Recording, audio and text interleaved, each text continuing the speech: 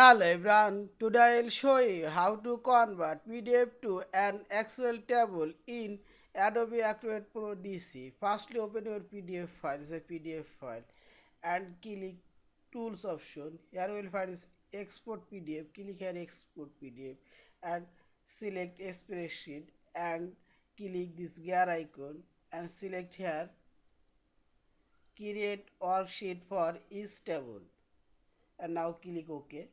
And finally click export PDF and choose file save destination name.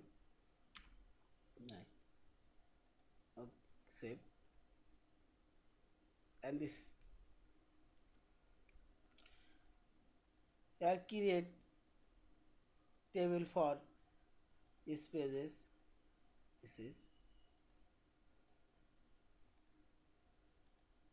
are page,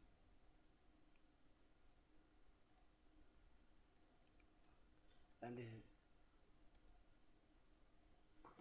Thank you for watching. Please subscribe, like, share and comments.